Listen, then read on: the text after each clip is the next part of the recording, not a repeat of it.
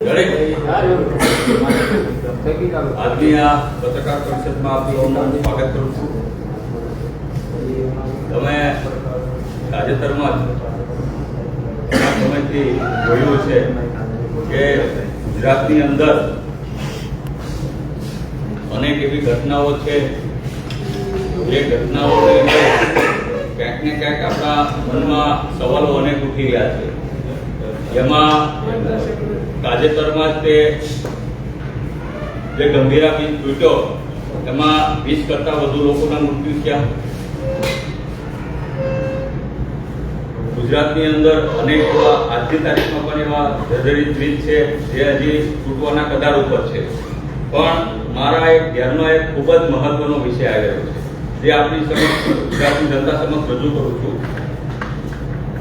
કે મોરબીનો આ તૂટતો જ્યારે 2022ની 20/10 જ્યારે તૂટ્યો તો આ બ્રિજ જે છે એ તો રાજાશાહી વખતમાં બનાવેલો હતો, એટલે કે 150 વર્ષ જૂનો હતો. પણ ક્યાંક ને ક્યાંક એને રિનોવેશનના નામે કરોડો રૂપિયા ઉધારી અને બિલો ઉધારવામાં આવ્યા હતા અને બ્રિજનું જે સ્ટ્રક્ચર હતું એ નબળું પાડી દેવામાં આવ્યું હતું. એટલે આ બ્રિજની અંદર તમે જોયું છે કે મોરબીના બ્રિજની અંદર નાના બાળકોથી લઈને મહિલાઓથી લઈને અનેક લોકો 141 કરતા વધારે લોકોના જીવ આ દુર્ઘટનામાં ગયા હતા. તમે કલ્પના કરો કે આજે પણ એનો જે મુખ્ય આરોપી જે છે એ ખુલ્લો ફરી રહ્યો છે. ત્યાર પછી પાલનપુરનો બ્રિજ હોય તો એમાં 3 લોકોના મૃત્યુ થયા હતા. મહેસાણાનો બ્રિજ હોય તો એમાં 12 લોકોના મૃત્યુ થયા હતા. એટલે આવા અનેક બ્રિજો તૂટવાથી અનેક લોકોના મૃત્યુ થઈ રહ્યા છે. ગુજરાતના રોડ ઉપર જાણે મોતનું તાંડવ ચાલી રહ્યું તેવો આપણને અહેસાસ થઈ રહ્યો છે. જ્યારે રોડ ઉપર આપણે જેવી કે આપણા ઘરેથી ઓફિસ જેવી પાછા ફરવાની કોઈ ગેરંટી નથી. એ રીતના ગુજરાતમાં એક્સિડન્ટનું પ્રમાણ ભારતની અંદર પ્રથમ ક્રમાંકે અત્યારે આવી રહ્યું છે. અમારી પાસે ઓફિશિયલી આંકડો છે કે ગુજરાતમાં સૌથી વધુ એક્સિડન્ટનો મૃત્યુ થતો હોય તો એ ગુજરાતના રોડ રસ્તા ઉપર થઈ રહ્યા છે. એટલે ક્યાંક ને ક્યાંક શંકા ઊભી થાય છે અને મોટા ભાગના જે આ રોડ રસ્તા સરકારી કોન્ટ્રાક્ટરો છે એ મોટા ભાગના એક જ સમાજને આપવામાં આવી રહ્યા છે આ કોન્ટ્રાક્ટ.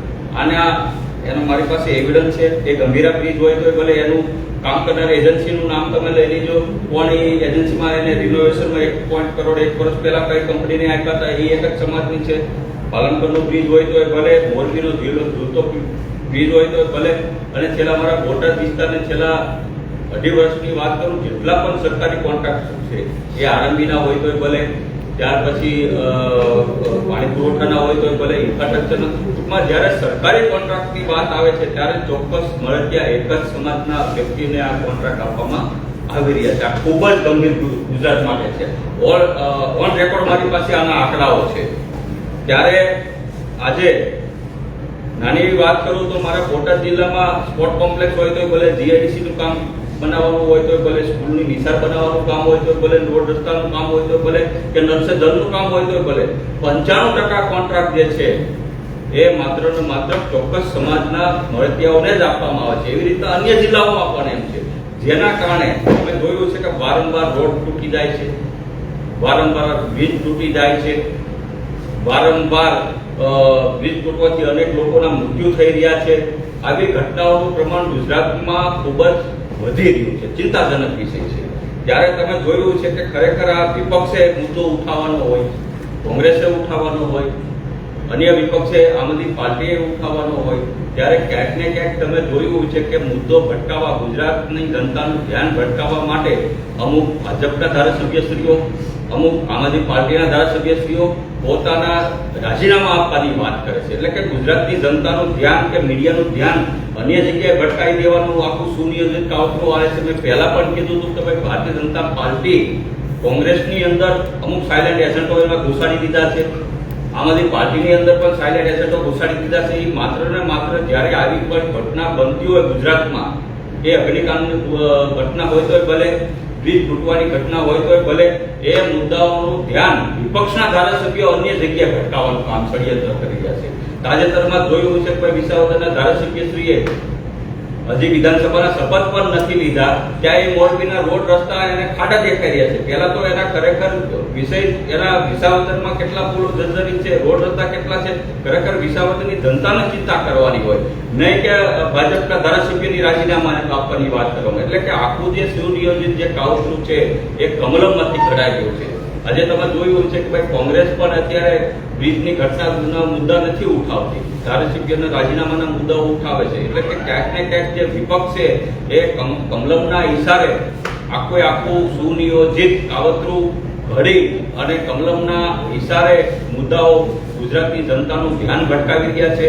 એટલે મેં પહેલા પણ કીધું હતું કે ભાઈ ભારતીય જનતા પાર્ટીએ આમ આદમી પાર્ટીમાં પણ અમુક લોકોને જીતાડવામાં આવ્યા છે, અમુક લોકોને એન્ટર કરાવવામાં આવ્યા છે જે માત્ર ને માત્ર ભાજપનું જ કામ કરી રહ્યા છે. કોંગ્રેસમાં પણ એવા ઘણા બધા ભાજપના એજન્ટો છે જે ગુજરાતની જનતાનું ધ્યાન અન્ય જગ્યાએ ભટકાવવાનું કામ કરી રહ્યા છે. આજે મેં તમને કીધું કે આ જે મારી પાસે છે એ આખું એવિડન્સ સાથે હું લઈને આવ્યો છું કે ભાઈ મોટા ભાગના તમે માહિતી માંગી લેજો, મારી પાસે માહિતી છે.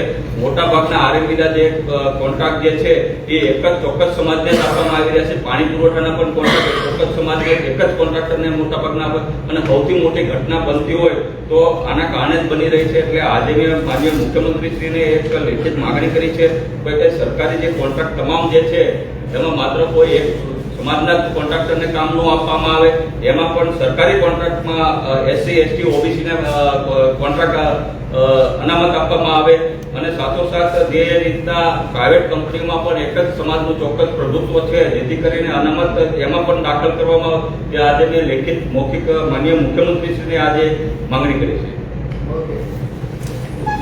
તો જે લેટર લખ્યો થોડો ઉપર આવે ઓકે વરાણ લેટર ની વાત ઉપર આવે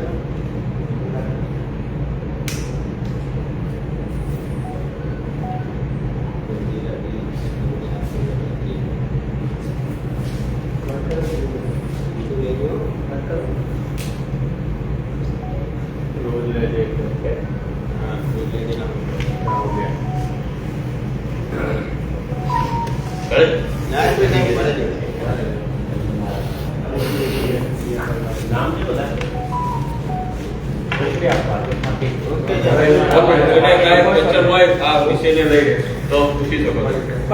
ના ઓકે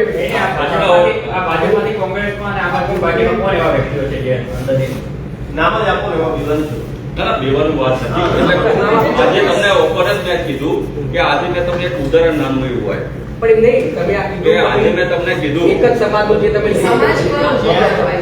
એક જ સમાજ તમે લીક આપ્યું તમારા સંબંધીની આજે મોદી સરકારને કહું આ સમાજમાં અમારા સમાજમાં આટલા આગેવાનો છે, આટલા કોન્ટ્રાક્ટરો છે કે જે મજબૂત સ્થિતિમાં છે અને એમના કોન્ટ્રાક્ટ મેં આપણે એક જ સમાજની વાત અમે તમને કેમ કીધું કે અમુક મળતિયાઓને જ કોન્ટ્રાક્ટ આપવામાં એક જ સમાજના આ જો આ બ્રિજના નામને આમાં જાહેર કર્યા છે.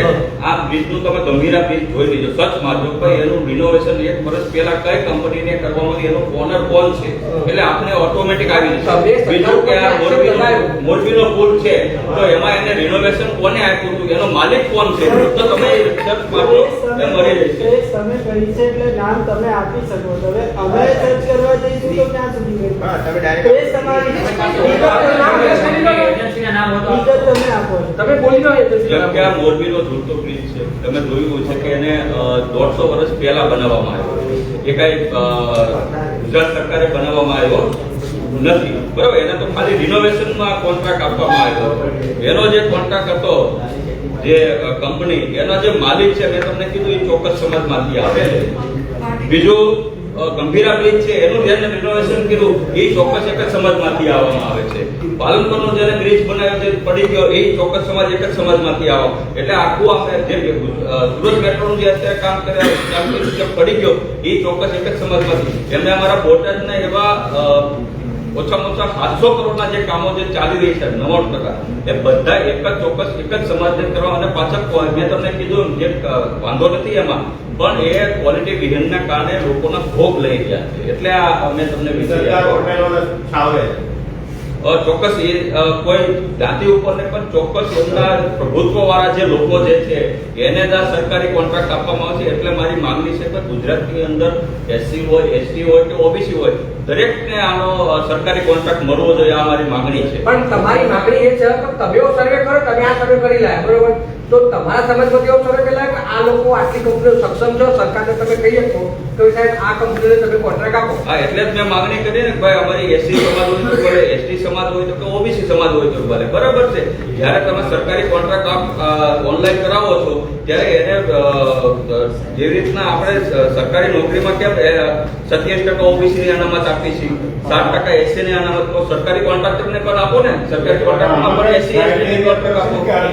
આટલા ટેન્ડર હોય, 100 કરોડનું ટેન્ડર હોય, મારે 10 કરોડની મારી પાસે મર્યાદા છે તો હું 10 કરોડનો કેવી રીતે આમાં જઈએ? એવી તો કોઈ મર્યાદા હશે ને? એટલે ચોક્કસ મળે. એટલે જ કહું છું કે શું એક જ સમાજ પાસે આ મર્યાદા છે, બીજા સમાજ પાસે કોન્ટ્રાક્ટર કોઈ લાગતા જ નથી. આ પ્રશ્ન એક છે. ટેન્ડર જ્યારે ઓનલાઈન ટેન્ડર થતું અનામત જ્યારે તમે મૂકશો કે ભાઈ આ વીજનું અનામત છે, આ 100 કરોડનું ટેન્ડર સરકારે બહાર કાઢ્યું તો એમાં આટલા ટકા એસસી એસટી ની અનામત છે તો એ લાગુ કરીએ કે સરકાર ધારે તો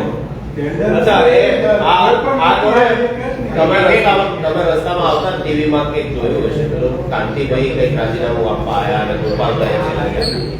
તમારા પાર્ટીના જ, હવે તમે શોખ નહીં ખબર નહીં, પણ તમારા પાર્ટીના જ ગોપાલભાઈ વચ્ચે મોરાની વાત થઈ, વાક્યું શું આ ઘટનાક્રમમાં શું તમે મેં તમને પહેલા પણ કીધું હતું કે માનનીય મોરબીના ધારાસભ્ય શ્રી કાંતિભાઈ ખૂબ જૂના, ત્યાંના 30 વર્ષથી પણ વધુ ત્યાંના ધારાસભ્ય છે અને માનનીય ગોપાલભાઈ તાજેતરમાં જ હજી વિધાનસભાના શપથ પણ નથી લીધા ધારાસભ્ય તરીકે, તાજેતરમાં ચૂંટાયેલા છે.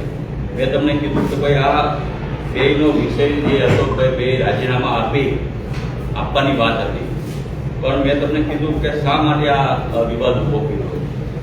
કાંતિભાઈએ શા માટે કીધું, ગોપાલભાઈએ શા માટે આ ચેલેન્જ સ્વીકારે, કેમ અન્ય ધારાસભ્ય ચેલેન્જ ન કરીને અન્ય ધારાસભ્ય સ્વીકારે કેમ નહીં? ઘણા ગુજરાતમાં તો 182 ધારાસભ્યશ્રીઓ છે, કેમ આ બે વચ્ચે આવો મામલો છે? એટલે ક્યાંક ને ક્યાંક મેં તમને કીધું એમ કે ભાઈ જ્યારે વારંવાર ગુજરાતમાં બ્રિજો તૂટે છે, કે પાલનપુરનો બ્રિજ હોય તો ભલે, મોરબીનો પુલ હોય તો ભલે, કે ગંભીરાનો વડોદરાવાળો પુલ હોય, જ્યારે આપણે વિપક્ષ તરીકે મુદ્દો ઉઠાવવાની વાત હોય કે ભાઈ ગુજરાતમાં અત્યારે સૌથી વધુ પૂરો તૂટી રહ્યા છે, લોકોના મૃત્યુ થઈ રહ્યા છે, આ મુદ્દો ઉઠાવવાની જવાબદારી કોની હોય છે?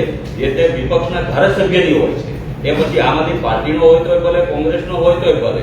તો ખરેખર આ મુદ્દા ઉઠાવવાની જગ્યાએ આમ આદમી પાર્ટીના માન્ય ધારાસભ્ય ગોપાલભાઈ મુદ્દો મોરબીનો ઉઠાવ્યો, પણ મોરબીમાં આ સોસાયટીના અંદર ખાડા પડી ગયા છે અને પાણી ભરાઈ ગયું છે. આજે હું મારા બોટાદનો ધારાસભ્ય છું, હું પણ સ્વીકારું છું મારી ઘણી બોટાદની એવી સોસાયટી છે કે ત્યાં પાણી ભરાઈ ગયા છે, ખાડા પડી ગયા છે. એ મુદ્દો નથી.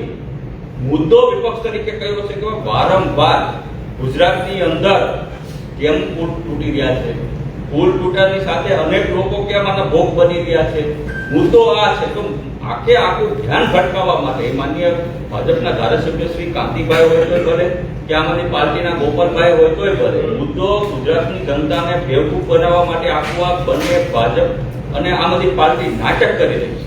એટલે કે ગુજરાતની જનતા અને મીડિયાનું ધ્યાન અન્ય જગ્યાએ લઈ જાય. મેં તમને કીધું આ એક બ્રિજ નથી ગંભીરા, આખા 10 થી 12 મેં તમને યાદી આપીશું મીડિયાને.